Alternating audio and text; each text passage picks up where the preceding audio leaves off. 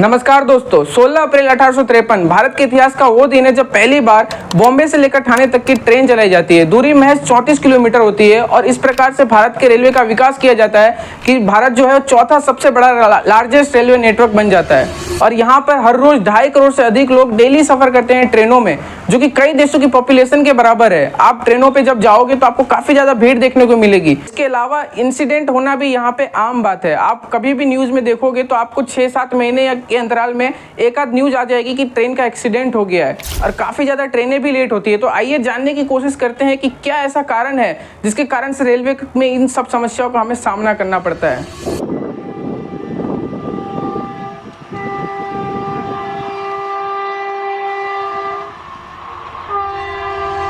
हमारे देश में 22,000 से ज्यादा ट्रेन ऑपरेट करती है, जिसमें 13,000 से ज्यादा पैसेंजर ट्रेन है और 7,000 से ज्यादा फ्रेट ट्रेन है, जो कि टोटल 7,000 से ज्यादा स्टेशनों को कवर करती है अक्रॉस इंडिया। और इतना बड़ा रेलवे नेटवर्क होने के बाद यहाँ पर एक्सीडेंट्स क्यों होते हैं, इसके पीछे का क्या रीजन है? तो गाइस, इसके पीछे का मेन रीजन है वो ट्रैक मेंटेनेंस, सिग्नल फेल्योर और ह्यूमन एरर। इन सब नॉर्मल सी चीजों के कारण जो है यहाँ पे बड़े बड़े एक्सीडेंट्स होते हैं और काफी ज्यादा लोग मारे जाते हैं। तो हमें क्या करना चाहिए? सबसे मेन चीज है कि हमारे भारत में जो ट्रैक है वो काफी ज्यादा पुराने हैं, उनको मेंटेनेंस की जरूरत है, बट उनका एक्चुअली में मेंटेनेंस अभी तक किया नहीं गया, उसमें कोई सुधार नहीं किया गया है। अगर आपको मैं एग्जांपल दूं तो वंदे भारत एक्सप्रेस, जिसकी स्पीड है ना 180 किलोमीटर पर आवर की स्पीड है, लेकिन फिर भी इन ट्रैकों पे उसकी स्पीड खाली 90 से 100 किलोमीटर की ही रह जाती है। तो आप विचार के देखिए कि जब इतना फास्टेस्ट ट्रेन है तो वो भी यहाँ पे अपनी आधी स्पीड से चल रही है, तो किस प्रकार से भारत का विकास होगा? भारत में जो पॉलिटिकल पार्टीज है उसके द्वारा इस प्रकार से हाइप बनाया जाता है कि हमारा ट्रेन रेलवे नेटवर्क है वो काफी ज्यादा सुधार कर चुका है और बहुत ही ज्यादा इंप्रूव हो चुका है, बट वास्तविकता कुछ और ही होती है। इनके द्वारा जो हाइप बनाया जाता है वो सारी फैक्ट और रियलिटी को ओवरटेक कर लेता है और लोग भूल जाते हैं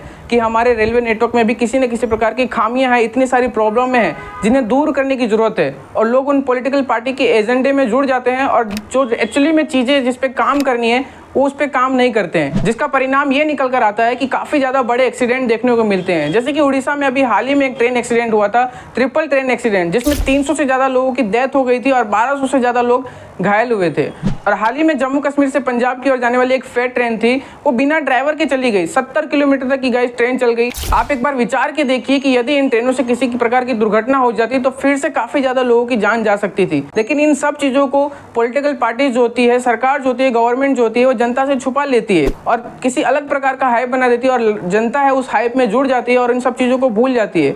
हमारे देश के लोग जो है वो चाइना के साथ अपना कंपेयर करते हैं, लेकिन गाइस चाइना जो है वो भारत से काफी ज्यादा आगे है। चाइना में आप अगर जाओगे, आप देखोगे तो वहाँ पे बुलेट ट्रेन आम बात है और हमारे यहाँ पर एक भी बुलेट ट्रेन नहीं है। जिस बुलेट ट्रेन के प्रोजेक्ट पे काम भी किया जा रहा है वो भी काफी लेट हो चुकी है, उसे 2026 में अब चालू करने की बात की जा रही है।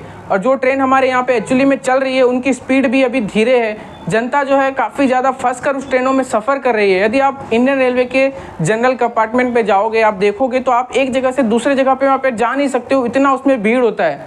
और कचरा जो फेंका जाता है वो रेलवे ट्रैक पर ही फेंक दिया जाता है। इस प्रकार से गंदगी भी वहाँ पे बहुत ही ज़्यादा हो जाती है, जबकि यहाँ पर दूसरे देशों में आप जब आप देखोगे तो वहाँ पे किसी प्रकार का गंदगी नहीं होता है, वहाँ पे पूरा क्लीननेस होता है। एनसीआरबी की एक रिपोर्ट के अनुसार में भारतीय रेलवे में पिछले 10 सालों के अंदर में 2,60,000 से ज्यादा लोगों की डेथ हो जाती है ट्रेन एक्सीडेंट से और 1,20,000 से ज्यादा कैटल्स की डेथ हो जाती है इन ट्रेन एक्सीडेंट के कारण, जो कि किसी गरीब फैमिली की, पुअर फैमिली की सोर्स ऑफ इनकम हो सकती है, जिससे उसका पूरा घर चलता होगा। लेकिन इनका एक्सीडेंट हो गया और इनकी मृत्यु हो जाती है, इसका कोई जवाबदेही नहीं होता है। भारत में जो एवरेज ट्रेनों की स्पीड है, फास्टेस्ट ट्रेनों की, वो 100 किलोमीटर पर आवर की स्पीड है, जो कि चाइना के सबसे स्लोएस्ट ट्रेन की स्पीड के बराबर में है। चाइना की जो सबसे फास्टेस्ट ट्रेन है उनकी स्पीड एवरेज है 300 से 400 किलोमीटर की प्रति आवर, जो कि काफ़ी ज़्यादा है। और हमारे देश में अभी बहुत ही ज़्यादा डेवलपमेंट की जरूरत है। जो हमारी पुरानी ट्रेन है उन पे हमें काम करना चाहिए और उनकी स्पीडों को बढ़ाना चाहिए। अगर इन ट्रेनों की स्पीड बढ़ जाएगी तो जो फॉरेन इन्वेस्टमेंट होगा वो हमारे भारत में आएगा और फ्रेट ट्रेन अगर स्पीड से चला करेगी तो कोई भी प्रकार का जो माल सामान होगा वो एक स्थान से दूसरे स्थान पे काफ़ी तेज़ी से पहुंचेगा। तो हमारे यहाँ पे इन्वेस्टमेंट करेंगे और उनका काम भी जल्दी से होगा, जिससे हमारा इंडिया भी तेज़ी से ग्रो कर सकता है।